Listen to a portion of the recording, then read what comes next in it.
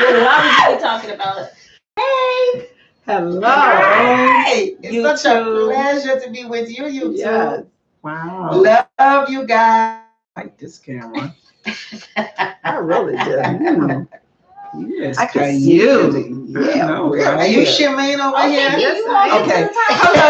Sorry. Welcome, YouTube. We are back, and we are here to give you some tips and to do a synopsis of our show. Is arguing natural in a relationship? And our consensus is yes.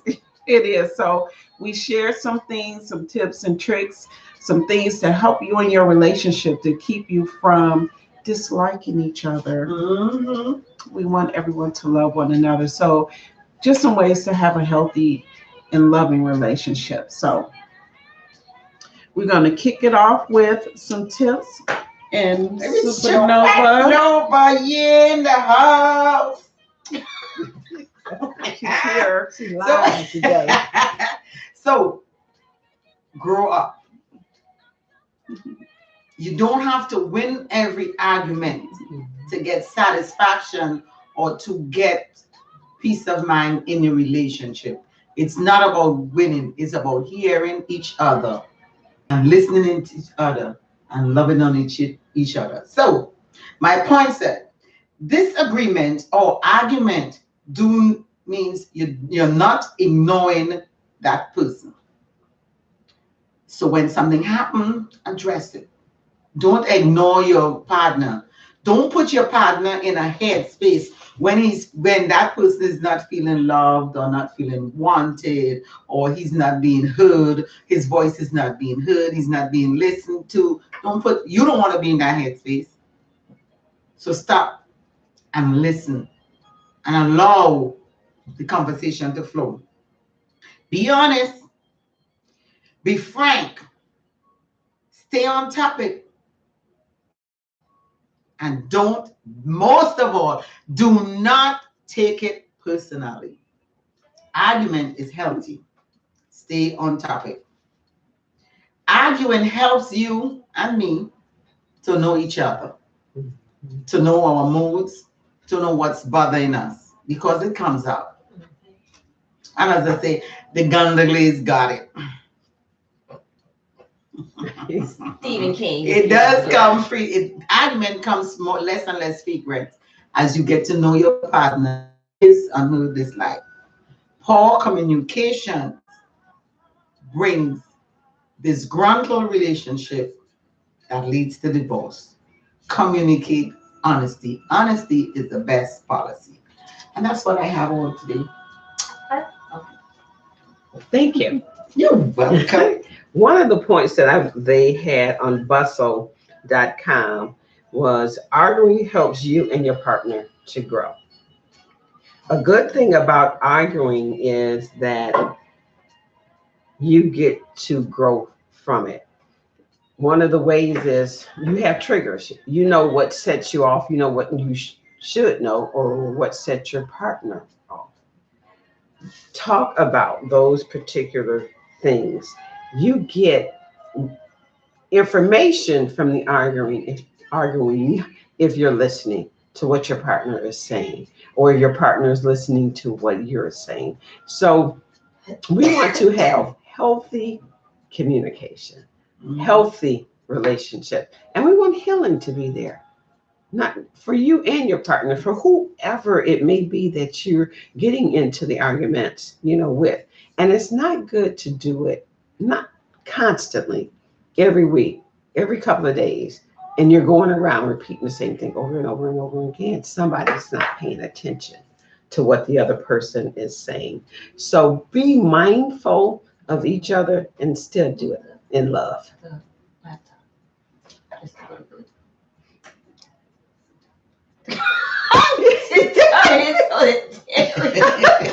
No. Oh my God. There we go. That's funny. There we go. Oh, I love it. I was like, She really ready. good. So, Joe, you wanted to give a sample of it. Oh my gosh. What? Okay. I'm just So saying. the tip around learning your partner's triggers, they gave an example that says, when I shut down and don't talk, it makes my partner feel ignored and dismissed. So that should be even more evidence as to why, yeah, it's okay in order to gain your composure. You might have to be quiet until you're calm to respond to your partner, but it's not okay for you not to communicate your feelings or communicate when your partner is attempting to have conversation around their feelings or their distress. You have to acknowledge it. And if you struggle with communicating, practice. It takes practice sometimes. Mhm. And that means that you have to have trust. Trust first for yourself that you can say what you need to say, and you could be truthful Yes. And not be afraid of it. and not be afraid. And Yes. have trust for your partner that they care about how you feel and what you want to say. So I just wanted Yeah. to So share big that. truth. Not telling the truth. Not telling the truth is a fear. Is a fear thing. Because me not telling you the truth, I fear that you will run the. And we gotta love ourselves in spite of whatever happened. Because when we don't take these things personally, when we speak that truth and the person leave, bye. It may hurt, but love you. Well, there's growth. Yeah. There's supposed to be growth in all relationships. So there's some way for you to get growth out of that. Yeah. Yes. And so, Darla. Yes. I shared that arguing prevents you from acting out your frustrations. You know, when you bottle things or you suppress things, you keep them inside, when you shut down and don't let them out and don't share it, all it's going to take is one thing to make you blow up. And then, it can turn into a fight, a really bad fight. You'll say things that you just can't take back, that will cut and make even deeper wounds, where hurt is already at. So even if you don't feel like talking to your partner about something that's upsetting you, it will be so worth it to do so. Like Joe just shared, you have to be able to say it without the fear of them running away or the fear that it's gonna hurt even worse. I think not sharing it is even worse.